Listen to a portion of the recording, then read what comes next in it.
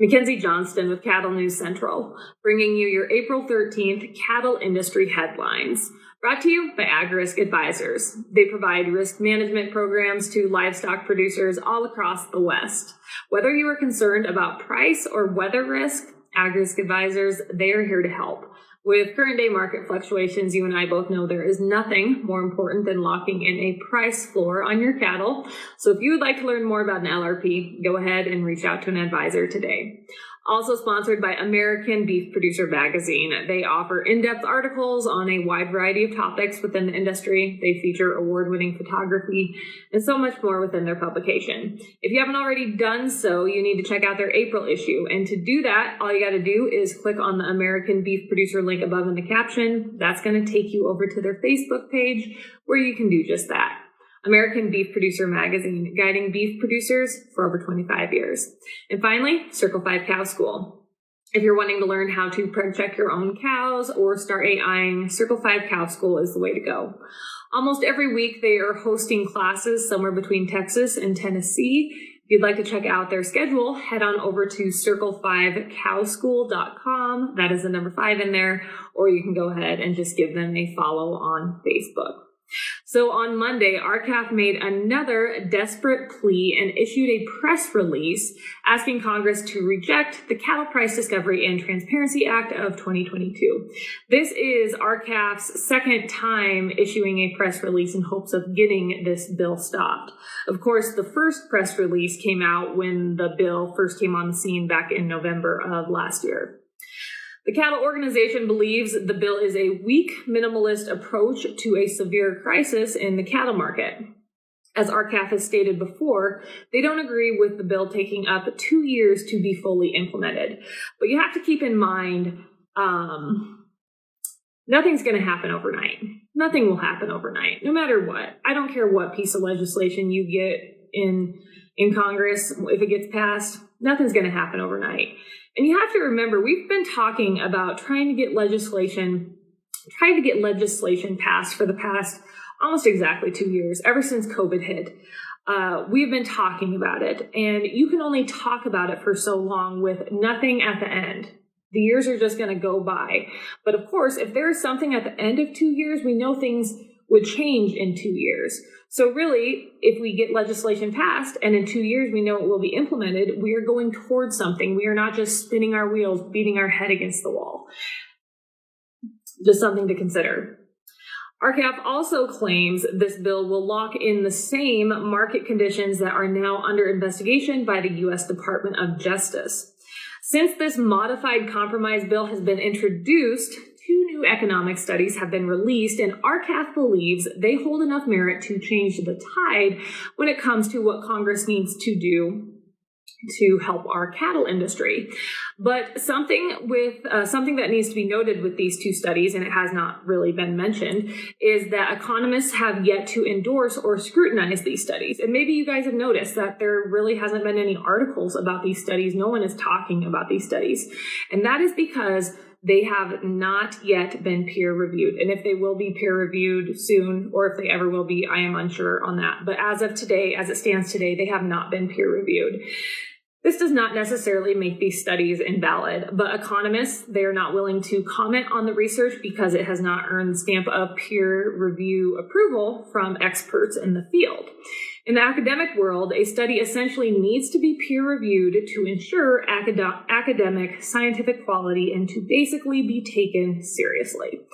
And the only reason I bring this up is because I am going to play devil's advocate for the next few minutes. I guarantee if NCBA or USCA, if they would have came out with a study backing a piece of their legislation or an idea they had that was not peer reviewed, RCALF would be the first ones to point it out and talk about how it's not credible. I think it just needs to be noted that these studies, essentially, they haven't gotten the green flag. I think it's a red flag that they have not been peer reviewed, in my opinion. Another thing I want to touch on, these next few statements I make, I am just making them to bring conversation to the table about the situation. I have no opinion on this. Over the past 2 years, our government has put mandates on us. They have canceled events. They have shut down businesses. A lot of folks have said they have gotten in the way of our freedoms that we have as Americans. So a lot of us, and the majority of folks in the cattle industry, we hated these mandates. We thought it was the worst for the government to get involved in our lives, to put mandates in place. So then we focus on the cattle industry now. We pride ourselves on being an independent group. That's what we are. That's what makes our industry so great. We like to do things our way. So if we are so against mandates and the government getting involved in what we do, why are we turning to the government for a piece of legislation that God knows if they're going to enforce? They haven't enforced the Packers and Stockyards Act. Why would they ever enforce this? And a lot of people, like I said, they're going to say what the government did over the past 2 years. It was taking away our freedoms, and I can't disagree with that. But a lot of people are saying if we put legislation in place when it comes to our cattle markets, that'll take away our freedoms to market our cattle how we so choose. And a lot of people say once you get the government involved, it just snowballs. It's like dipping your toe in that water and then just totally being submerged. Next thing you know, a lot of people have concerns over what are they going to mandate on the cow-calf guy next. I don't know what the solution is. But I think you need to look at both sides of the coin in this situation.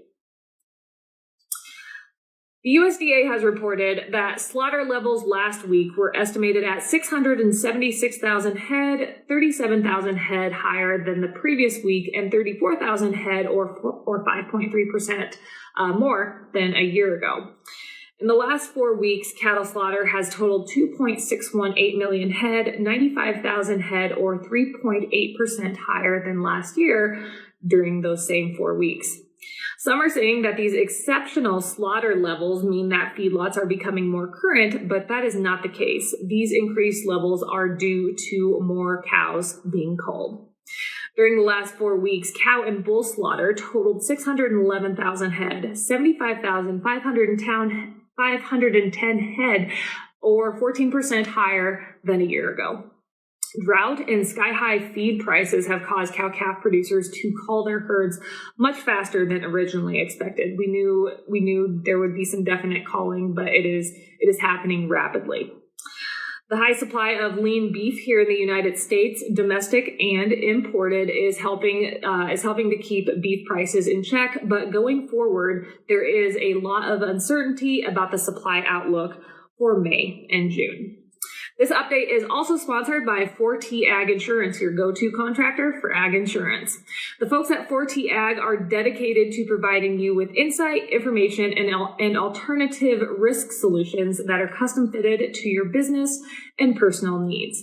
They offer both drought and crop insurance, and they offer LRPs for both feeder and fed cattle. If you'd like more information, head on over to their website, www.4tag.net.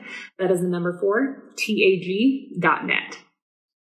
Drovers has reported that NCBA has once again renewed their call for the immediate suspension of fresh beef imports from Brazil after last week's USDA report highlighting the incredible increase in Brazilian beef imports. Just in the first 3 months of this year, Brazil has shipped more than 50,000 metric tons of fresh beef to the United States. This surge of imports has triggered a temporary tariff safeguard of 26.4% that will now apply to Brazilian beef imports for the rest of the year. This tariff may tamper further imports of Brazilian beef for the remaining 8 months of the year, but it does not address the underlying concern over Brazil's reported failure to adhere to international animal health and food safety standards, according to NCBA. According to Ethan Lane, NCBA Vice President of Government Affairs, the USDA needs to reconsider their stance on Brazilian beef and take necessary action to safeguard the integrity of the entire U.S. food supply chain. NCBA would like to restrict Brazilian beef imports altogether until Brazil proves it is a trustworthy and reliable trade partner capable of adhering to U.S. standards. Drovers has reported that during the first week of April, average cattle feeding margins totaled $146 per head, according to the Sterling Beef Profit Tracker. This average was steady with the week before, but $12 less than what we saw last year at this time. Beef packer margins for the first week of April climbed up to $324 per head. That was up $39 per head compared to the week before, but it is down $163 per head for the same week a year ago. And finally, Drovers has also reported that the House Ag Committee has requested the CEOs of the top 5 meat packers to appear before the panel on April 27th. And again, that panel is to discuss the compromise bill, the Grassley-Fisher bill. That's going to happen on the 27th. And I believe the Senate Ag hearing happens on the 26th. They will repeatedly be sworn in before making comments, the CEOs, and if they choose to not attend, the panel will take other measures. That is all I have for you guys this morning. I hope everyone is having a good week. I just wanted to say my thoughts and prayers go out to everyone up in North Dakota. That storm looks like an absolute bear. I have a good friend that lives in Hazen, and she sent me some photos, and it looks pretty rough, to say the least. So everyone calving up there, everyone lambing, you're in my thoughts and prayers. I hope you all have a wonderful Wednesday. I will be back tomorrow for one last update this week. See you later.